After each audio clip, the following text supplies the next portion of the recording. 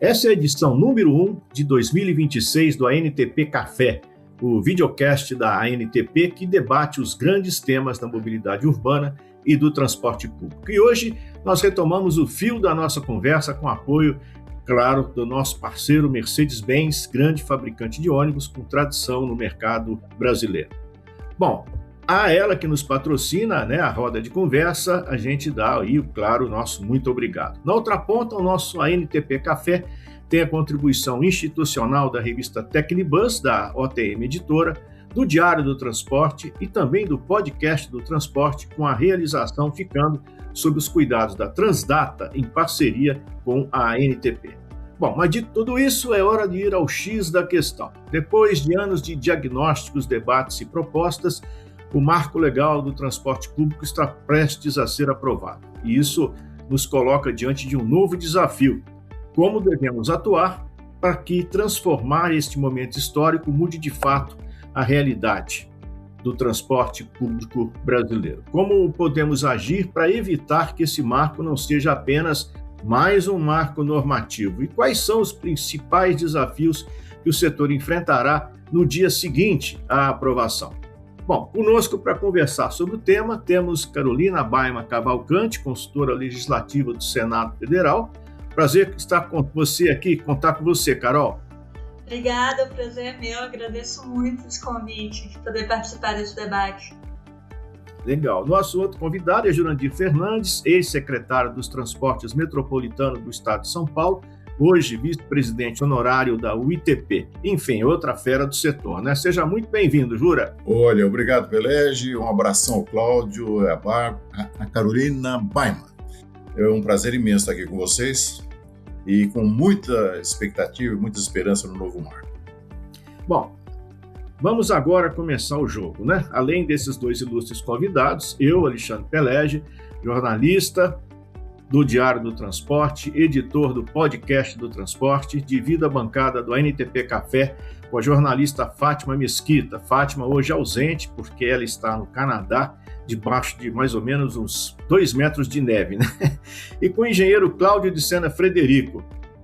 Cláudio, já que eu te chamei, e vou aproveitar que você já pegou a palavra, parta então para a sua primeira pergunta. Vamos começar logo a nossa roda de conversa aí. Ok. Prazer estar com vocês e nós estamos aqui com duas pessoas, sem dúvida nenhuma, extremamente envolvidas e abalizadas em relação ao assunto do Marco Legal. A Carolina, que participou diretamente de todo o processo de redação e assessoria durante o processo legislativo, e o Jurandir que está no setor há muito tempo e que eu conheço muito bem e admiro. Portanto, nós temos aqui uma equipe muito boa hoje. Eu vou fazer logo uma provocação de início, que é o seguinte: apesar vamos dizer assim, nós estamos na reta final de ter um marco legal, nós ainda não temos. Quer dizer, ainda falta alguma coisa e existem inúmeras pessoas que estão, inclusive, digamos assim, atrapalhando ou procurando atrapalhar o que o marco legal, como o marco legal é compreendido.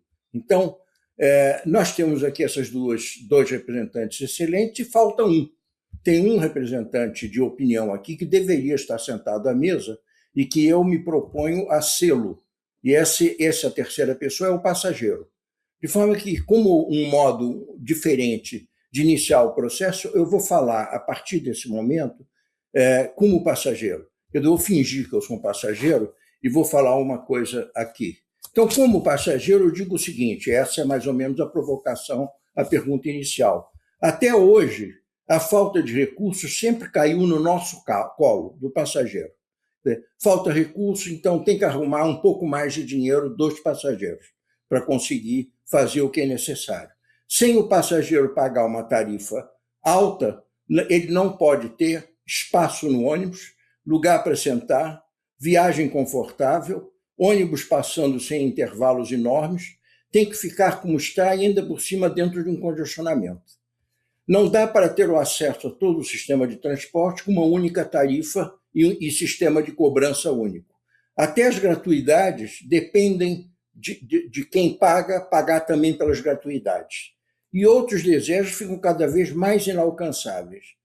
A cidade de alguns até que pode ser boa, mas tudo é construído para quem tem carro ou quem pode usar aplicativos. Sem o marco legal, tudo continuaria nessa mesma toada. Portanto, ela precisa ser implementada com urgência para que as coisas possam mudar. Vocês concordam com essa, vamos dizer assim, avaliação do passageiro? O que o marco trará que pode mudar isso? Quer dizer, esses desejos em que o marco legal ajuda. Porque o importante do processo é o seguinte, o marco legal está sendo visto por muita gente, ou pelo menos maliciosamente associado, como uma solução para empresários e para governos. E, no entanto, ele é uma medida para o passageiro. Quer dizer, para esse passageiro que eu acabei de representar, conseguir ter essa vida dele mudada. E, para isso, ele precisa que os empresários e o governo possam fazer as mudanças. E é isso que o marco legal se propõe. Vocês concordam com isso? O que vocês acham? Eu concordo, óbvio que eu concordo. Assim, eu acho que essa sempre foi a nossa preocupação quando a gente estava buscando construir o marco legal. E é interessante você trazer essa ideia de que o marco legal está aí para ajudar empresa e governo. E, na verdade, eu acho que ele é muito mais um desafio para as empresas e para o governo em prol do passageiro, né, final. Porque a organização do sistema chegou a um ponto, assim, eu acho que isso foi estressado pela pandemia, em que governo e empresários chegaram num denominador comum, porque a gente sempre tenta ver esses atores como rivais, né? É o governo contra o empresário, contra a população contra o empresário, enfim.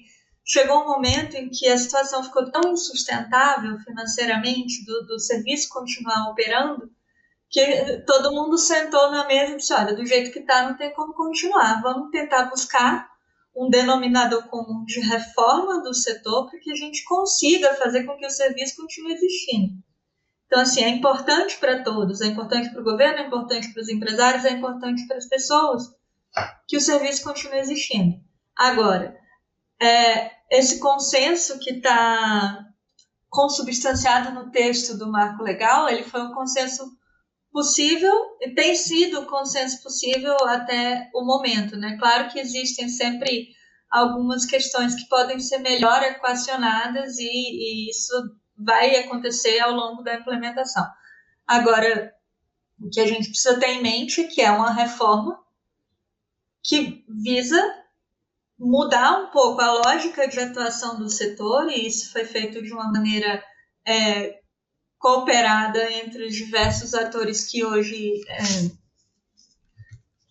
têm interesse no assunto, para que o serviço continue existindo e para que ele seja melhor para as pessoas, né? Assim, em termos de qualidade e disponibilidade. Então, ele hoje abre um precedente para se discutir coisas que há alguns anos atrás não eram sequer cogitadas como a tarifa zero. Né? Então, é um ponto de partida para que a gente consiga trabalhar no futuro e ao longo dos anos a manutenção do setor e a melhoria dele sob a perspectiva do usuário. Olha, gente, hoje de manhã fiz um levantamento de toda a legislação que diz alguma coisa com referência ao nosso trabalho de transporte público, mobilidade em geral ou transporte público em particular.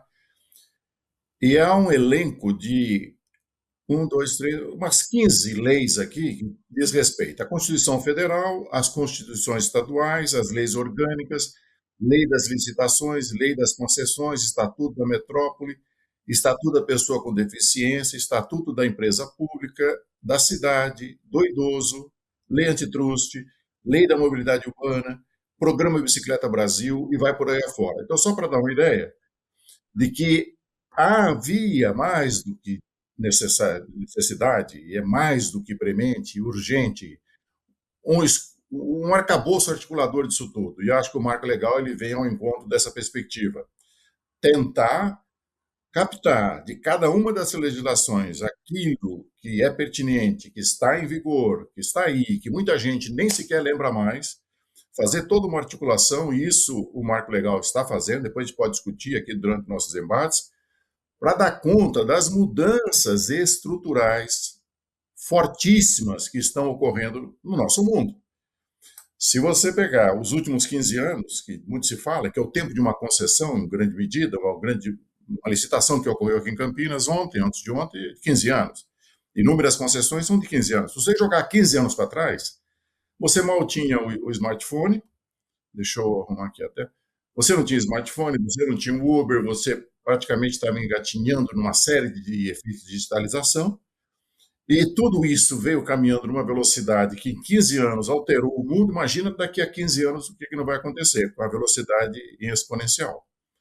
Então, eu acho que vale a pena uma discussão bastante aprofundada e com mais calma e até em novas etapas, que tudo não vai se resumir apenas à questão tarifária / financeira. A questão financeira está na base, isso é indiscutível, mas a questão tarifária nós temos que discutir com mais precaução. Porque, veja bem, o que eu falei de 15 anos para cá é tudo que nós estamos vendo, não é só por causa da pandemia, todo mundo sabe, já vinha vindo, a queda de passageiros vinha vindo desde os anos 90 e início dos anos 2000. O e-commerce, o delivery, o trabalho online, o e-meeting que nós estamos fazendo aqui, o ensino à distância, consultas, etc, etc, etc, mais dois aspectos importantes. Há uma alteração na conformação urbana, as subcentralidades, o comércio de entorno, as distâncias menores estão altamente sendo enriquecidas. Dois pequenos elementos de 3 anos para cá, WhatsApp e Pix, têm mudado isso aqui vertiginosamente, e vai chegar um momento em que isso tem que fazer com que haja um novo marco, inevitavelmente, para dar conta de todas as alterações. Se já não bastasse tudo isso, e nós podemos aqui comentar cada um com mais calma, estou fazendo um resumo meio rápido, existe uma questão que é pesada também e vem vindo, que é a alteração demográfica. Demograficamente, o mundo está mudando, o Brasil em particular, a taxa de natalidade crescendo, a expansão, a expectativa de vida crescendo. Isso tem significados também.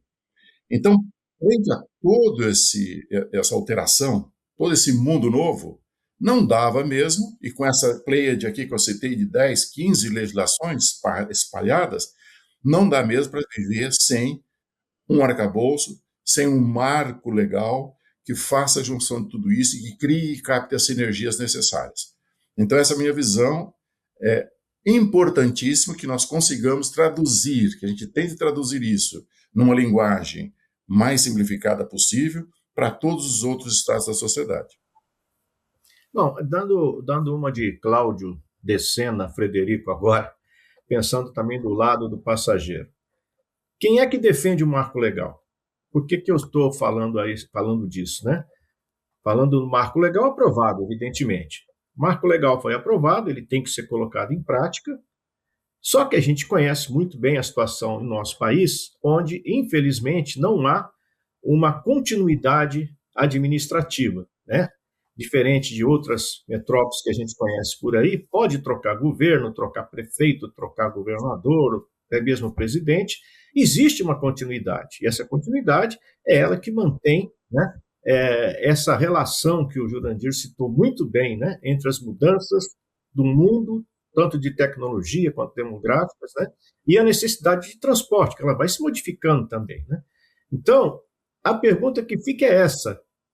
A Carolina disse que foi um consenso na construção. Ótimo. Mas agora, uma vez votado e aprovado, quem vai garantir que isso de fato aconteça? Inclusive porque nós estamos no ano eleitoral, né? E a gente sabe que no Brasil, dependendo de resultado eleitoral, você pode ter coisas de um lado e outras, né, totalmente contrárias, assim, um ranking aí de 180 graus de distância. Então, o único medo que eu tenho é que a gente volte àquela velha frase, né? A lei, nora lei, né? Quer dizer, será que a lei vai ficar mais uma dessas que a gente sempre viu no país? Se você me permite, Jurandir, falar um pouco sobre isso, eu acho que é uma preocupação válida, na verdade, bastante válida, porque, para além da questão do financiamento mesmo, que é o grande motivador, na verdade, do que foi o marco legal, nesse sentido de, estamos dentro de uma crise que vem se agravando desde a década de 90 e chegou no seu ápice durante a pandemia por uma questão de modelo enfim, né, modelo operacional da sustentabilidade financeira do sistema. E o que a premissa que a gente tomou, né, para conseguir organizar, tentar fazer essa sistematização de leis e também de práticas, na verdade. Teve um trabalho de ver o que estava sendo feito no Brasil e no mundo para poder contornar esse problema, que é um problema comum do setor em todos os lugares. Assim, não é um problema exclusivo do Brasil. Enfim, né, a questão da necessidade de investimento pesado em transporte e do transporte como o meio para se viver a cidade. Né? Você tem a mobilidade urbana em geral, o transporte em particular, como um meio de acesso. Então, nada da cidade vai funcionar se o transporte não funcionar. Isso é uma premissa para todos os lugares e, enfim, né? Isso precisa ser resolvido de alguma forma. E aí a gente chega nesse ponto, assim, claro, a gente teve esse consenso para a construção do texto legal e agora vem a parte mais difícil, na minha opinião, que é você, de fato, fazer essa transição do modelo atual que a gente tem, dos contratos que a gente tem, da operação que a gente tem, que tem todo um sistema de gestão de frota, de pessoal, de gestão de bilhetagem, de gestão da demanda, que tem a tarifa mais do que como fonte de financiamento, mas como garantia do risco da atividade econômica de prestação do serviço de transporte público. Isso é o ponto que precisa ser alterado, na verdade. E aí é um desafio para as empresas, porque elas vão precisar se reorganizar para conseguir prestar o serviço em outras bases. Eu acho que isso não vai ser de imediato, mas a mudança incremental que se espera a partir da assinatura, da aprovação do marco legal, é que você consiga deixar de estruturar o seu modelo de negócio com base num sistema de garantias com foco na tarifa, com foco na propriedade de garagens, com foco no mercado secundário de frotas, que se aplica especialmente para o transporte coletivo por ônibus, para mudar para um modelo de prestação de serviço com foco na disponibilidade. E não mais na gestão da demanda e oferta, mas na disponibilidade. E isso é uma mudança de paradigma da maneira como o setor vai se organizar. Mas isso não é a única coisa. Eu acho que esse é o desafio das empresas. O desafio da administração pública também é grande, porque ao longo do tempo eu entendo que foi uma facilidade, uma forma mais prática de se resolver o nó do transporte, o problema do deslocamento, você delegar para a iniciativa privada a organização de muita coisa, inclusive da própria gestão da demanda. E isso não pode mais ficar na conta das empresas. O poder público vai ter que assumir um papel muito mais protagonista dentro da organização dos sistemas, e isso é um desafio muito grande a ser vencido, né, na implementação. Porque não é só o planejamento das linhas, mas é também o planejamento da operação que vai precisar ser compartilhado. Coisa que muitos municípios não faziam, né, que delegavam para as empresas num contrato de concessão global. Então, vai ter que fazer a gestão da demanda junto com os empresários, vai ter que fazer a gestão da bilhetagem junto com os empresários, vai ter que fazer a gestão da operação de modo geral. E, além de conseguir as fontes alternativas de receita, que é o que a gente coloca no marco como uma grande alteração, e que não é a única e nem é a principal. Ela é um desdobramento dessa mudança de paradigma e de papel, tanto dos empresários quanto da administração pública. E para isso, eu acho que a gente tem um desafio gigante e imediato, que é de fazer com que as pessoas que hoje estão na administração, elas entendam o setor. Entendam os contratos, os riscos e as garantias envolvidos, os limites de exigência que são possíveis dentro de um modelo de transição, porque você não pode, de repente, mudar o arcabouço jurídico vigente para uma outra coisa completamente diferente, esperar que as empresas consigam se adaptar operacionalmente e contabilmente num prazo muito curto. Então, você precisa entender como funciona, precisa entender o custo do serviço, precisa entender regulação, precisa entender que fatores de qualidade você precisa exigir e como. Né? Então, são muitas coisas que a gente precisa começar a olhar como governo. Né? E aí, nos 3 níveis de governo, partindo do princípio que cada nível vai ter um tipo de responsabilidade. Né? Considerando que você está transformando o transporte num direito, né, ou você está enxergando o transporte como um direito dentro de uma premissa, não significa palavra vazia, significa que todo mundo vai ter que fazer algo para que isso de fato vire realidade. E aí você tem questões de governança, seja ela metropolitana, territorial, federativa, e você tem, na minha maneira de ver, o norte de tudo isso, que é a questão da informação e da transparência. É uma coisa que a gente precisa fazer mudar de imediato se a gente quiser tirar essa lei do papel. Porque se isso não acontecer, nada do que está no marco legal vai dar certo, no final das contas. Você precisa ter um maior grau de transparência e um maior grau de informação sobre o setor, sobre como funciona a construção de custos, como funciona o cálculo da oferta, quais são os nossos parâmetros de qualidade e operacionais que a gente vai poder modular e tentar conseguir uma maior efetividade para reduzir o custo, reduzir a necessidade de mobilização de recursos. Você precisa buscar padrões de interoperabilidade de sistemas, padrões nacionais, para a gente conseguir comparar sistemas e necessidades de investimento, a gente conseguir equilibrar. E, principalmente, a gente precisa de indicadores capazes de mostrar e comprovar, dentro de um discurso político, que o investimento que você está fazendo ali, naquele sistema, naquele setor, é um investimento que traz retorno social de fato. Né? Mas isso importa por quê e para quem?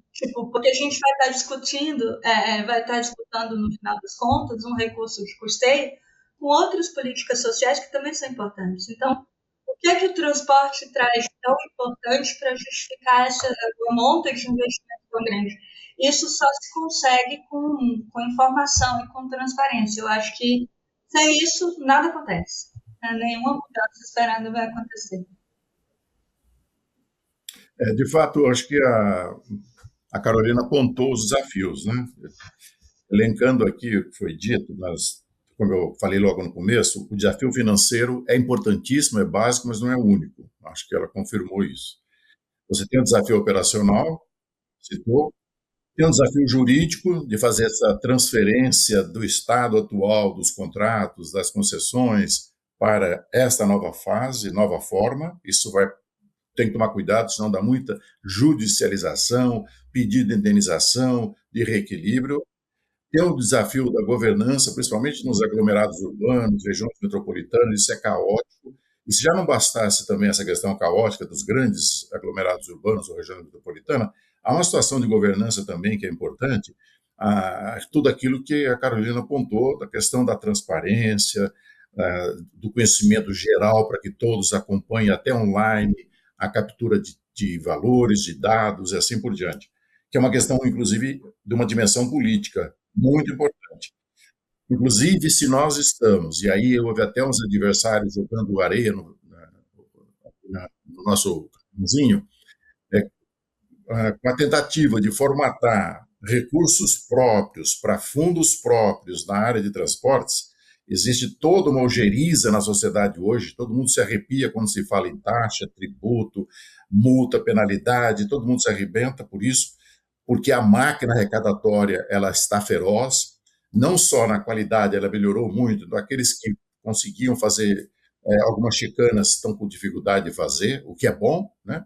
O que é bom no sentido que se todo mundo pagar, pagasse menos. No entanto, a arrecadação está sobre todos e não está havendo redução para ninguém. Está aumentando, obviamente, a arrecadação, o recorde a cada momento, para superar uma dificuldade fiscal que todos nós brasileiros sabemos. Nós estamos com déficit primário existente. Quando fala em déficit nominal, então a coisa é assustadora. Mas a taxa de juros está altíssima. Sim, vamos tentar derrubar, mas hoje ela não está derrubável, né? Ainda continuará por aí até o final do ano. Enfim, essas dificuldades, mais a dificuldade institucional, que é montar todo esse arcabouço, os seus vínculos importantes com toda aquela legislação que eu ponderei aqui, é um desafio imenso. E aí foi perguntado, acho que eu não sei se o Pelégio, a própria Carolina citou, o Cláudio na abertura, nós temos que comunicar tudo isso, mas não é só passageiro e o cidadão.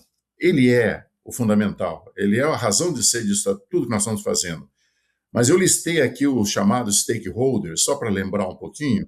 Nós temos, além do passageiro cidadão, que é o primeiro da minha lista aqui, nós temos que ter conversas sérias e formar gente, RH, nas operadoras de ônibus. O poder público municipal está capenga. Há secretários que não sabem nem a diferença entre uma tarifa de remuneração, um valor de remuneração e o valor de social, o valor de catraca. Não compreende nem por que existe essa diferença, eu sei disso, vocês sabem. Nós temos outro stakeholder importante que é o poder estadual, o governo federal.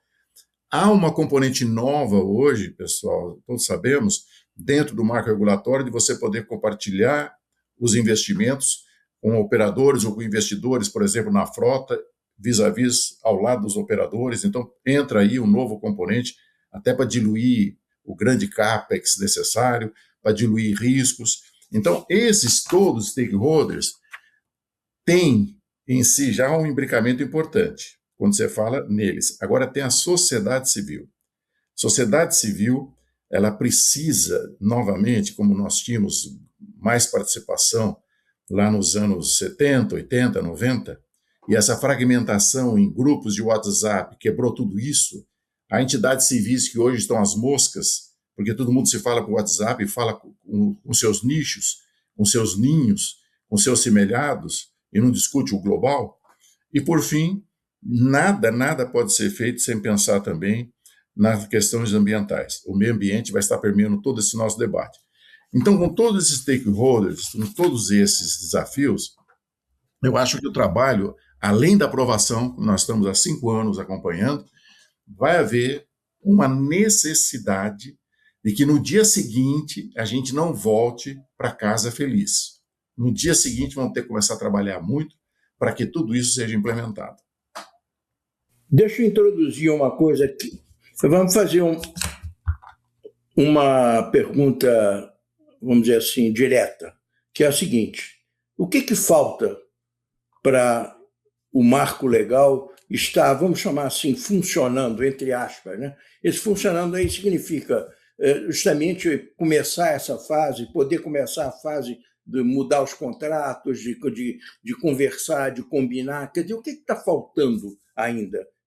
Primeiro. Segunda coisa que está diretamente ligada com essa, o fato de nós estarmos num ano eleitoral ajuda ou atrapalha esse processo do que falta terminado uma vez? Porque eu vejo com muita urgência o marco legal. O marco legal é uma coisa urgente.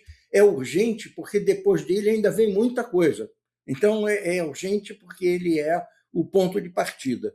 E quanto ao processo político, eu deixo só uma observação. Se isso se resolver, quer dizer, a gente conseguir que o ano eleitoral ajude a implantação ser rápida, o início da implantação ser rápida, o problema político se resolve. Porque o problema político é os políticos enxergarem no marco legal uma vantagem política. Ou seja, e a vantagem política é a boa aceitação pública.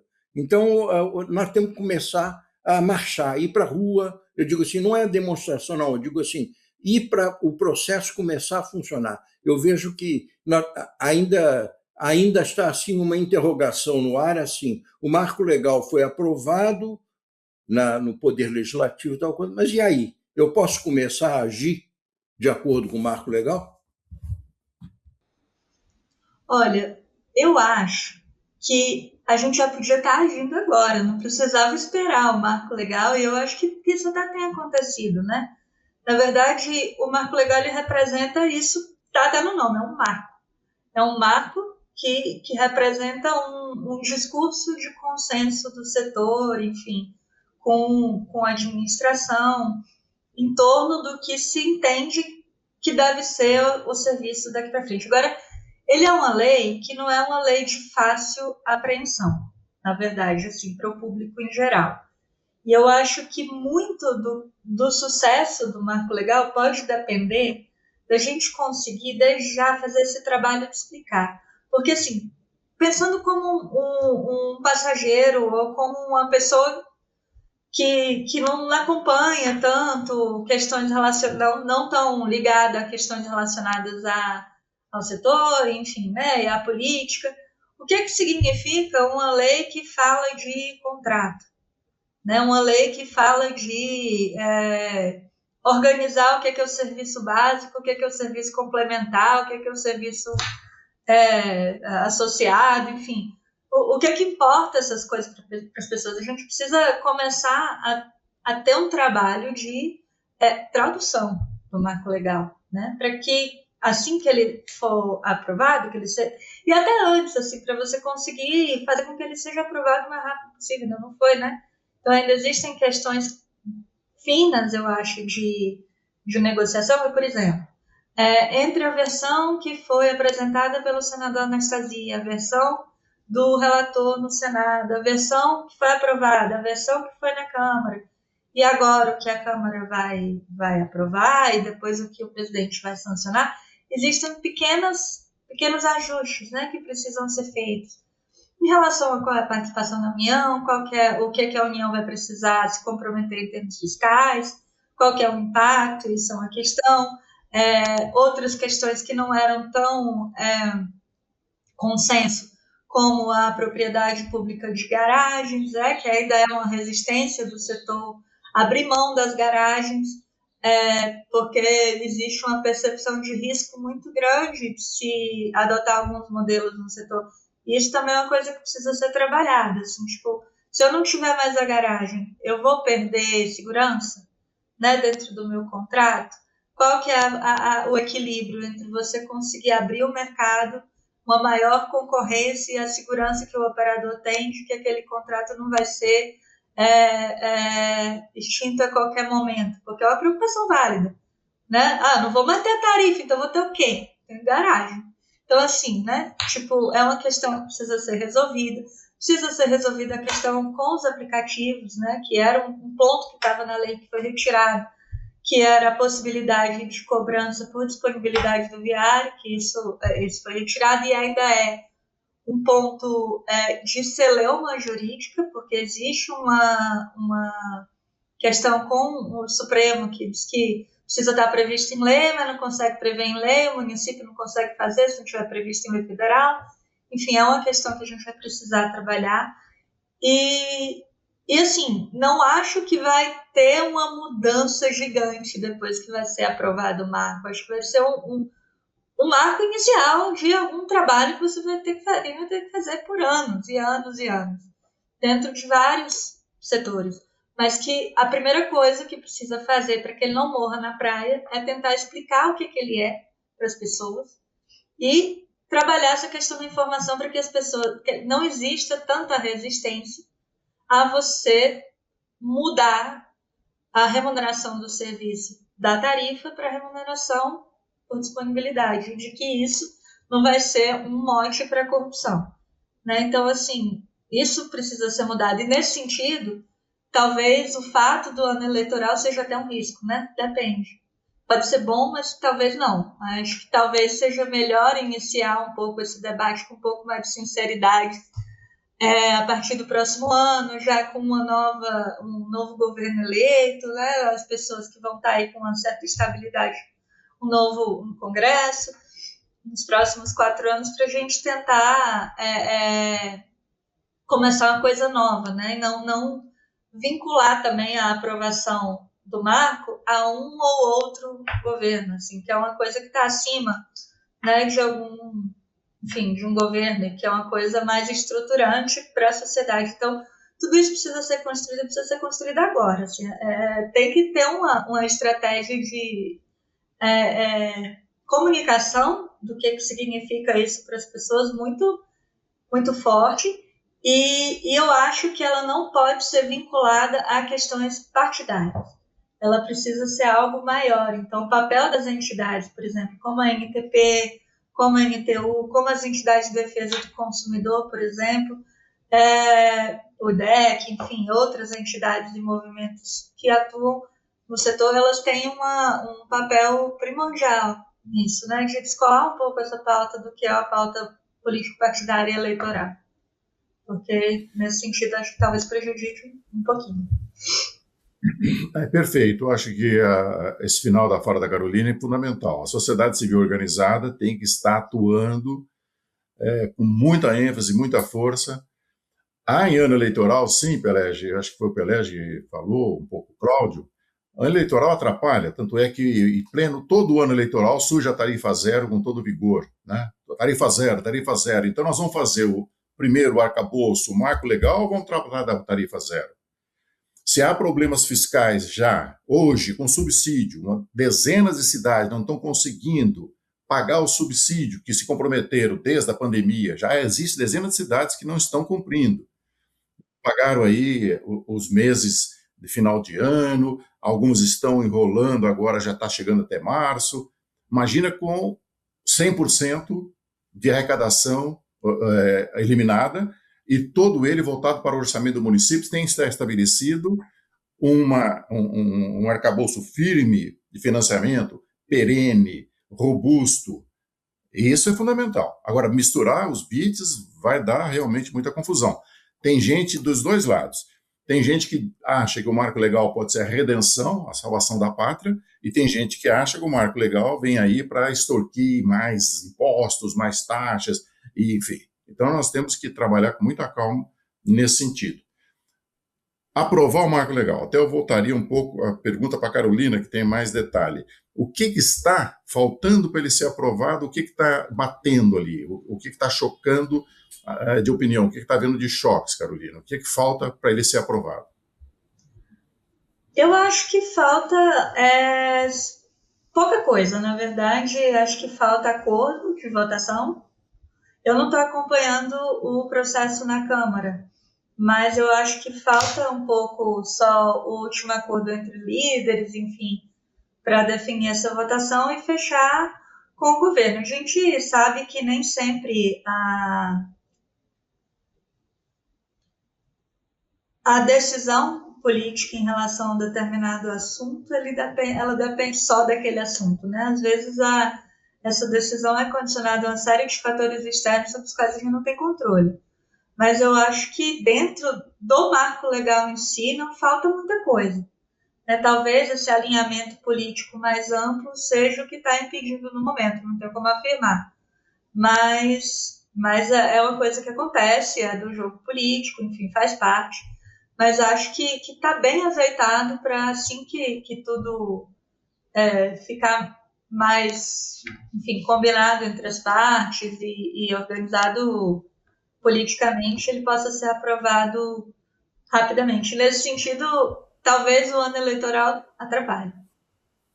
Talvez uma coisa interessante, nós que temos vínculo com entidades, seja a NTP, pensar também nos órgãos lá de Brasília, NTU, etc., verificar quais são os gargalos, o que está faltando para discutir e fazer algum tipo de pressão, como nós fizemos na época do Código de Trânsito, em cima de algumas lideranças que estão resistentes a alguns aspectos.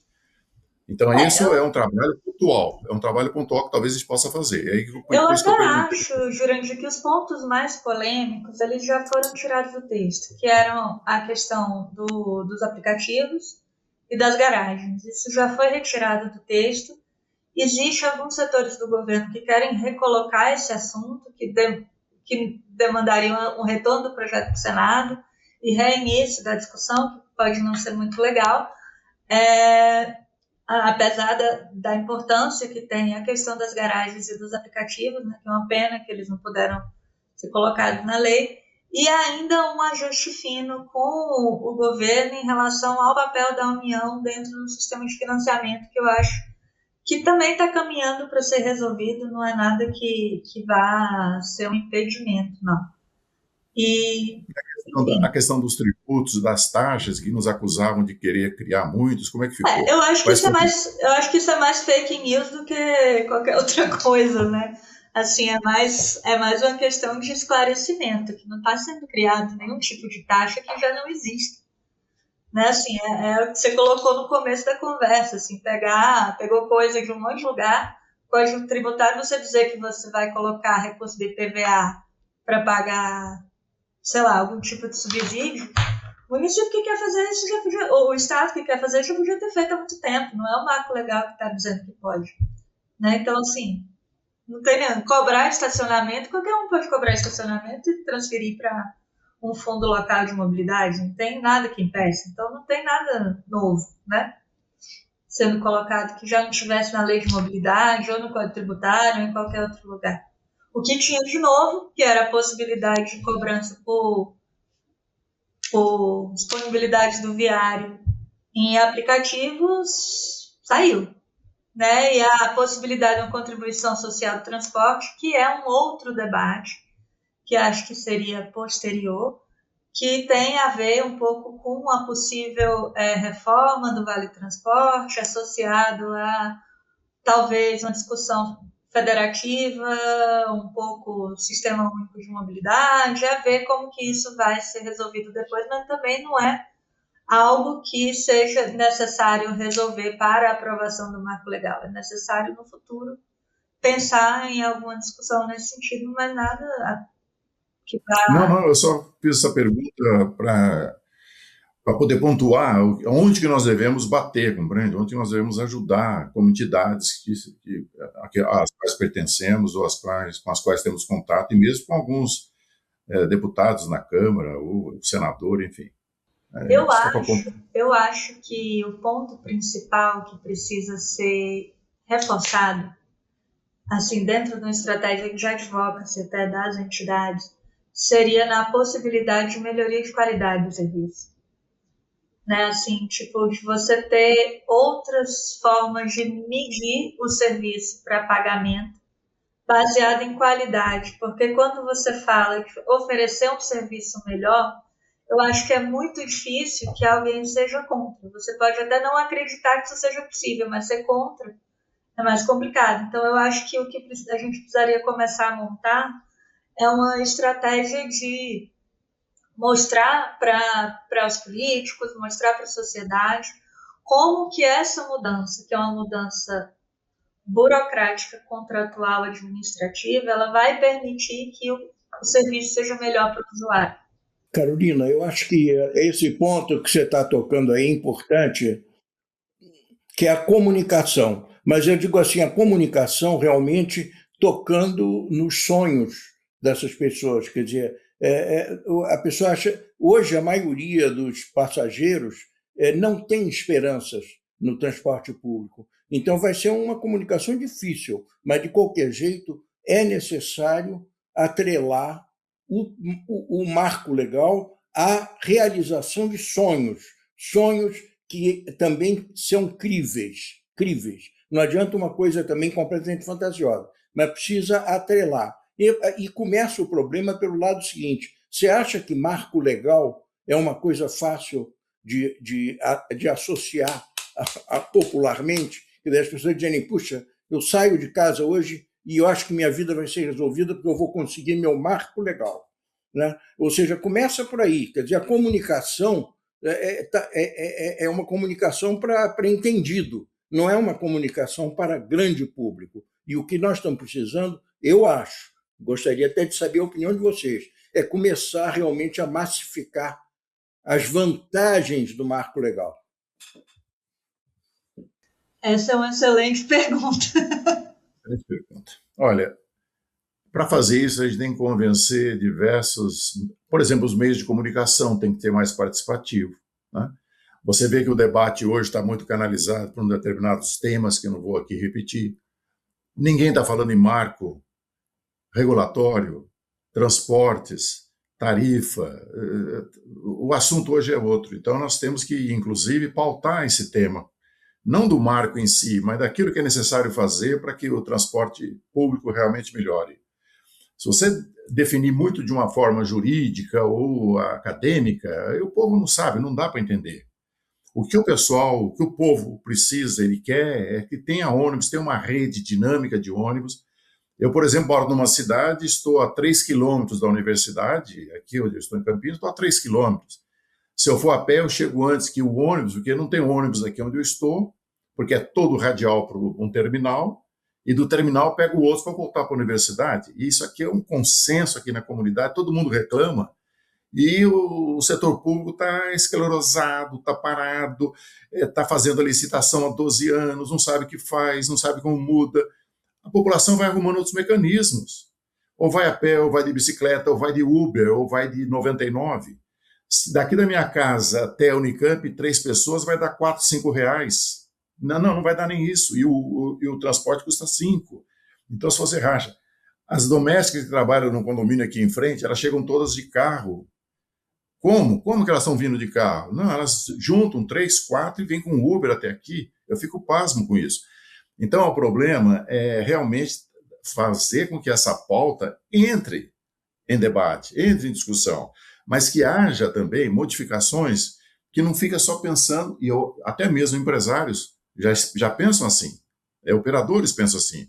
O problema não é só a questão de resolver o financeiro, é também, porque se fosse só o financeiro, não fosse mais nada, os cinemas estariam aí a pleno vapor. O cinema está com preço congelado, tem dias que o cinema paga todo mundo meia, e ninguém vai até lá, por quê? Porque o mundo foi mudando, você vê filme em casa, você tem o streaming, você tem toda uma outra articulação social que depende de você pegar e ir numa sala de cinema, lá não sei aonde, acabou. Então, é isso que me deixa um pouco, às vezes, com vontade de falar, não, espera um pouco, gente, vamos parar aqui, vamos tentar levar esse debate para setores da sociedade civil, mas com a mídia também participando com a gente, ser mais participativo com ela, para ver se esse tema entra em pauta, porque, como a Carolina também falou, é o seguinte, faltam poucos pontos para serem acertados, não falta muita coisa. Talvez pontuemos esses e resolvamos esses pontos, mas e depois? E o dia seguinte? Se nada mudar, vai ser catastrófico. E nós temos que parar de ter legislação, aqui eu apontei essas 12, 15 que está aqui, que eu fiz a lista, que não passem meras cartas de intenção. Estatuto da Metrópole, lutamos por isso. Estatuto da Cidade, lutamos por isso. Estatuto da Mobilidade. Aí vira carta de intenções. Fica assim, bababá, babá, é uma carta de intenção. Mas precisa pôr em prática. Então, corremos o risco de ter mais uma carta de intenção fantástica. Eu acho que o Jurandir tocou num ponto fundamental, que eu ouvi, inclusive, de um empresário de Fortaleza, pessoa bem lúcida, né, o Dimas Barreira. E ele falou uma frase muito grave. Ele falou assim, olha, a gente tem que entender que as pessoas desistiram do transporte público. Enquanto se o transporte público não se resolve, ou melhor dizendo, não resolve para ela vai achar outra forma de se locomover. Agora, como é que faz para ela voltar? Né? Essa que é a grande dúvida, porque o transporte público perdeu a sua clientela, perdeu aquelas pessoas que dependiam dele. Hoje, elas acharam outras formas e outras maneiras de, entre aspas, se virar. E o transporte acabou ficando somente para aquelas pessoas que não têm nenhuma alternativa. E aí é que vem a questão, né? Quem é que vai fazer esse tipo de comunicação? Eu, até começando uma resposta, se essa comunicação quiser ser bem aceita, ela tem que partir de entidades. Se partir de qualquer governo, a gente conhece bem a história, já sabe que isso já vem politizado, já vem partidarizado. A Frente Nacional de Prefeitos. Cada prefeito é de um partido diferente, mas a frente ela passa a ter um peso muito importante se ela atuar conjuntamente. As associações, as entidades e até mesmo os chamados poderes econômicos aí, né? Eu acho que quem fabrica ônibus tem todo interesse que o transporte público avance, né? Se não, se o transporte público degringolar, como é que fica a situação econômica também de quem fornece para isso?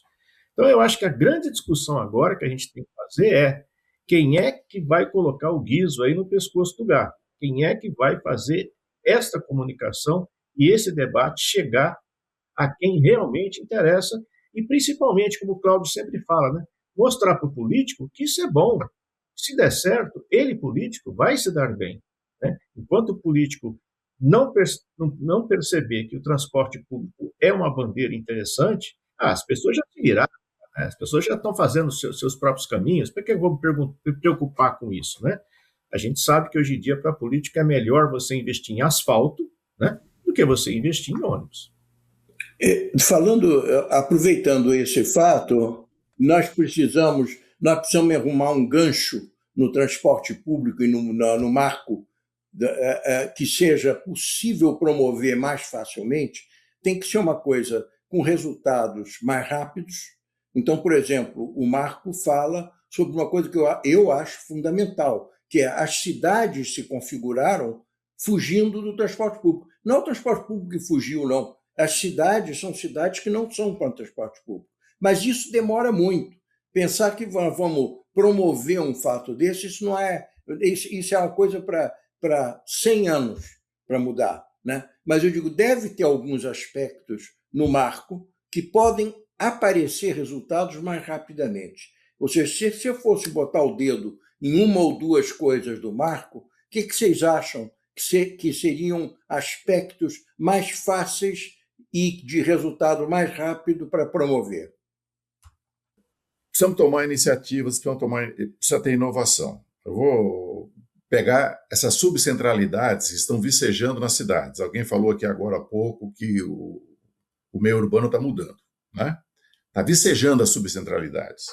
E você ainda está cheio de linhas radiais. Ah, mas não pode mudar porque a concessão, porque foi feito com esse equilíbrio econômico. Então, o marco legal, ele dá essa flexibilidade hoje. Ele vai dar, então já podemos até começar a estudar, a reestruturar isso tudo. Outra coisa é ter inovação na questão tarifária. Não é zerar de repente porque vai explodir. Dá certo para cidades que têm 12, 30, 40 carros. Se a demanda aumentar 100%, você não precisa nem dobrar a frota, porque já pega um pedaço aí no vale. Então, de 30 carros, se dobrar a demanda, você trabalha com 45 carros, 50 carros, como aconteceu com tantas cidades. Mas não é brincadeira fazer isso para uma macro metrópole, isso aí já é explosivo. É outra matéria que dá para fazer 10 café ANTP para discutir. Mas veja bem, se você já inova e deixa nas subcentralidades com redes mais vicejantes, com uma tarifa da primeira perna, depois na segunda perna complementa, então você já vai fazendo reduções para que o cidadão ele sinta que ali no entorno dele ele pode fazer muito mais uso do transporte com uma rede muito mais rica, mas não redes radiais ou, pior ainda, está cheio de redes diametrais. O que um sujeito da zona sul da cidade tem a ver com a zona norte da cidade? Não, mas é que já faz o pêndulo. Que pêndulo? A questão pendular, as viagens pendulares estão caindo também. Eu trabalhei como estagiário na Volkswagen, 60 mil funcionários nos anos 70. Hoje a Volkswagen tem 5 mil, 6 mil funcionários, onde eram 70, 60. Então, as coisas mudaram radicalmente e nós estamos batendo na mesma tecla. Precisa de um marco legal para isso? Vai ajudar muito. Mas pode começar a debater? Pode. Existem cidades, o Cláudio, o Pelege e Carolina, que não tem sequer uma OD renovada. A cidade que eu vivo aqui tem 1.200.000 habitantes, a última OD é de 2012, quando eu ainda fiz essa OD aqui, quando eu estava na Secretaria de Transporte Metropolitano. Então, nem se sabe, nem sequer se conhece quais são os fluxos atuais de origem e destino. Então, é preciso muita coisa até para que a gente possa fazer do marco legal uma ferramenta útil, que não vai adiantar nada se nós tivermos o marco legal com as mesmas cabeças pensantes. Quando nós falávamos lá em 2015, eu me lembro bem, a gente começou a falar, olha, gente, o transporte sob demanda é algo importante, porque em 2012 chegou o Uber e a gente já via, olha, esse negócio vai pegar. Precisamos ter um transporte sob demanda. Sabe o que é o transporte sob demanda hoje? Eu fui numa cidade de Itajubá, aqui, no sul de Minas, fazer uma visita técnica lá na universidade, uma cidade com 100 mil, 110 mil habitantes. Cadê os ônibus? Não tem transporte público praticamente. Todo mundo trabalhando com um aplicativo local, chama-se Itacar, Itajubá Car. R$10, o cara circula em 2 ou 3 pessoas, sai mais barato que a tarifa, e aquilo esparramou, acabou com o transporte público. É um transporte sob demanda. O cara pega, liga e vem lá. É um Uber da cidade. Só que cobra, quanto que esse Uber da cidade cobra do motorista?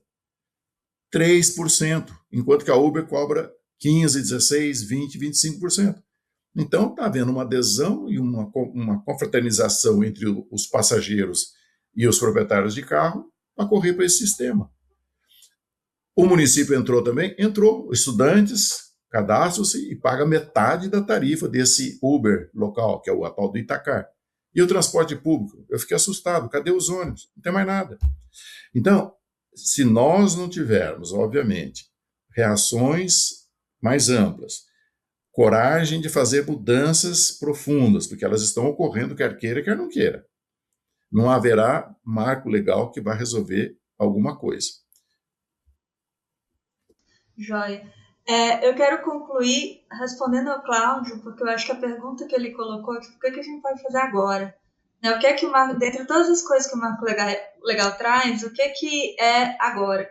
Porque, assim, Cláudio, sendo bem sincero, assim, ele não pode esperar do marco legal que ele não é. Na verdade, diferente do marco do saneamento, que tem um mote de universalização, que é uma coisa que conversa com as pessoas, assim, diretamente, a pessoa entende o que é a universalização do saneamento. Nós não temos isso dentro do marco legal. E, assim, seria importante construir, seria. Existe alguma coisa lá dentro que possa vagamente lembrar isso? Mais ou menos. Assim, que eu acho que o marco legal, no final das contas, ele não tem tanto apelo popular de curto prazo. Porque ele é um marco voltado para entendidos, de fato. Ele é para a reestruturação do sistema. E hoje é interessante porque tem uma concorrência entre o marco legal e debates relacionados à tarifa zero. E eu acho que o pulo do gato talvez seja unir esses dois debates e apresentar o marco legal como a cama que precisa ser feita para que a tarifa zero seja possível um dia. Né? Com várias condições de temperatura, pressão possíveis que precisam ser garantidas além disso. Mas sem o marco legal não se chega lá. E principalmente não se chega lá de uma maneira republicana, né? Transparente, democrática, enfim. E eu acho que é importante fazer esse link. Né? Porque ainda que não seja, tipo, o marco legal vai ser aprovado e amanhã vai ter tarifa zero, não é assim? Sem ele, a tarifa zero não se sustenta. E, nesse sentido, ele é uma lei que traz benefícios muito indiretos. Assim, se você quiser destacar alguma coisa dela para você trabalhar no curto prazo, além dessa possível ligação com a tarifa zero no futuro, seria uma possibilidade de implantação imediata de questões relacionadas a bilhete único, com interoperabilidade de sistemas que você resolve com uma regra nacional de forma de né, de forma de saída e entrada de dados, e regras de qualidade, dizer para as pessoas que agora o governo vai monitorar a qualidade do serviço prestado, a partir de indicadores de que as empresas só vão receber se tiver a qualidade garantida, alguma coisa do gênero, sabe? E fora isso, em relação à questão institucional, que aí eu acho que é possível você criar dentro dessa estratégia alguma coisa similar ao que é a universalização para o saneamento, que é a gente ter o Plano Nacional de Mobilidade, que é uma coisa que o marco prevê, né? A elaboração de um Plano Nacional de Mobilidade que vai definir quais são os investimentos prioritários do setor para ampliação, para melhoria, enfim, né? no curto, médio e longo prazo. E a outra coisa é o SIMU, que é o Sistema de Informações da Mobilidade Urbana, que vai trazer também insumos importantes para a gente conseguir avançar institucionalmente dentro da política. Mas eu acho que não tem muito além disso para se comunicar imediatamente num sentido mais popular, né? E eu acho que, falando um pouquinho, assim, só para encerrar, o que seria importante fazer em termos desse trabalho de advocacy, de mostrar para a sociedade também o que é o marco, assim, seria importante fazer um trabalho de mídia das entidades com a mídia, né, a grande mídia, a coisa de massa. Acho que não deve ser mesmo de governo nenhum, tem que ser a política, tem que vir das entidades, mas fazer um trabalho de entender, de fazer com que as pessoas entendam o que é o transporte, né? E por que o transporte é caro? Por que o transporte é ruim? Por que, enfim, acontece uma série... As cidades, elas são como elas são. E qual que é o reflexo disso no transporte público, né? Entender, mostrar que uma coisa, que o sistema, ele precisa ser pago, né? E que hoje ele é pago com a tarifa, que a tarifa é diferente da remuneração. E isso é uma coisa que a gente, são parênteses, né? Que a gente tentou deixar bem claro no texto, diferenciar esse negócio de tarifa pública, tarifa técnica, isso confunde as pessoas. Precisa ser tarifa e remuneração, são coisas diferentes. Então, assim, explicar isso. E explicar que não é justo que as pessoas que usam paguem pelo serviço inteiro, porque em outros setores não é assim, né? Então, assim, essas coisas que precisam ser construídas dentro do imaginário popular, eu acho que isso tem que ser uma parceria de vocês, entidades, com a mídia em geral, né, pública, privada, enfim, aqui puder, para que as pessoas comecem a entender um pouco mais o que é isso, né, para que como funcionam as coisas. É um trabalho real de educação urbana das pessoas, de educação para a cidadania, né? E acho que só assim que a gente consegue, de alguma forma, mudar um pouco a opinião pública em relação ao serviço, em relação à importância do transporte. E, sim, as pessoas dão um jeito de se movimentar, mas porque esse jeito é pior do que o transporte, né, público, organizado de forma coletiva? Por que é pior? Qual que é o que tem de ruim você organizar um serviço de Uber público? Qual que é o problema disso acontecer? Então, acho que tem que começar a montar essas coisas bem direcionadas e passo a passo, enfim. Mas é isso, gente. Acho que esse ano, muito provavelmente, vai ser aprovado o texto e eu espero que a gente, como setor, consiga se organizar aí, cada um dentro da sua esfera de atuação, para fazer com que, de fato, a gente consiga reformular mesmo como que esse serviço acontece no país, sempre numa perspectiva de melhoria para as pessoas e de ampliação de direitos. Praticamente nada a acrescentar ao que a Carolina falou. Há uma expectativa muito grande de que a gente consiga aprovar esse novo marco legal e com todas as suas implicações. Eu temo um pouco a questão de se atravessar e se propor coisas inviáveis a curto prazo, né, para cidades pequenas e até médias, talvez possa se fazer algo mais arrojado, mas a tarifa zero nós temos que ver não como uma cenoura para colocar na frente de umas cidades enormes, megacidades, com desarranjo institucional entre áreas municipais e áreas estaduais, saber como que esses conflitos todos vão ser resolvidos. Então, passo a passo, nós podemos avançar bastante, colocando os limites das discussões fazendo com que a remodelagem, a redistribuição de redes vá ao encontro das novas conformações urbanas. Nós não podemos simplesmente pegar uma situação que está torta, uma situação urbana sem uma distribuição bastante equitativa dos próprios públicos, etc., e tentar consertar com simplesmente dando uma tarifa zero, porque não vai satisfazer. Numa cidade mega, nas megacidades, ela pode ser, inclusive, de uma explosão que distorça, que acaba distorcendo uma megacidade, alguns arranjos de ocupação diária que tinha que ser mais racional. Então, há muitos conflitos para serem resolvidos aí. Agora, em cidades pequenas, a gente já propõe isso, a gente já discute isso até na prática. É muito importante que a gente saiba escalonar, saiba escalar a dimensão disso tudo. Até porque, quando você fala numa tarifa zero para uma cidade como São Paulo, você tem que extravasar para a região metropolitana. Isso daí acaba com as folgas orçamentárias no curto prazo de todos os outros setores. Praticamente acaba. Se você levar uma tarifa zero para uma cidade como São Paulo, de repente, outros setores vão ficar totalmente asfixiados. Isso nós já temos alguns levantamentos que mostram.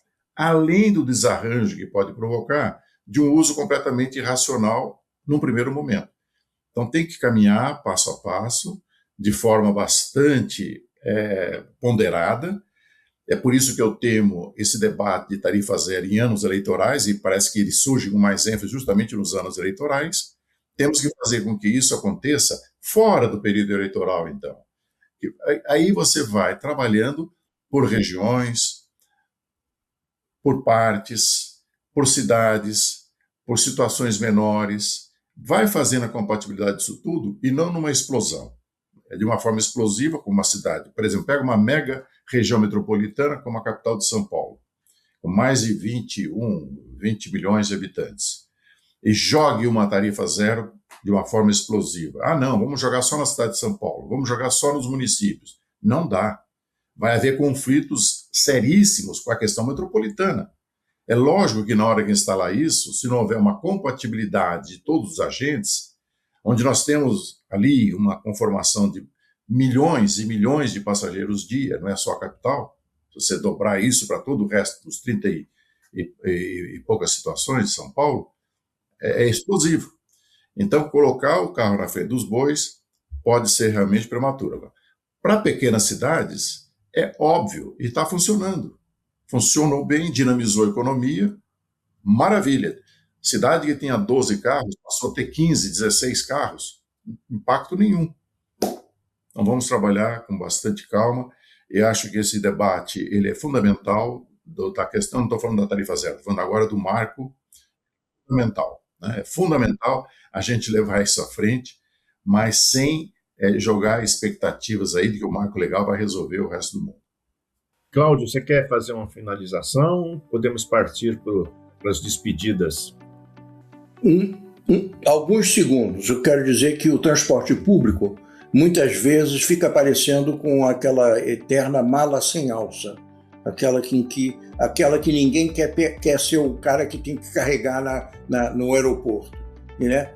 E o marco legal é apenas uma das alças do transporte público. E o problema é que hoje ele é uma alça importante, é uma alça urgente, mas existem as outras. E para que as pessoas vejam que a mala tem alça, é preciso uma promoção e chegar perto com o assunto das pessoas, de uma forma que elas tenham esperança. Esperança é a alça. Alça, leia-se, igual esperança.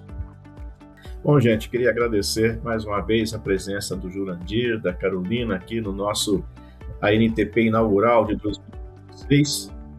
Queria agradecer também, evidentemente, a Mercedes-Benz pelo patrocínio, pela força aí para o ANTP Café continuar existindo. Queria agradecer também aos nossos parceiros, né, como a UTM, pela revista Tecnibus, Diário do Transporte, Podcast do Transporte, e, claro, para o pessoal da Transdata, que nos dá sustentação, né? Graças a Deus a gente tem essa possibilidade de produzir isso todo ano. Já estamos entrando, acho que no 3º ano. Então, queria agradecer mais uma vez a todos vocês. Até uma próxima, se Deus quiser, e esperemos que o marco já esteja aprovado até lá e a gente esteja discutindo um pouco mais à frente. Muito obrigado, gente.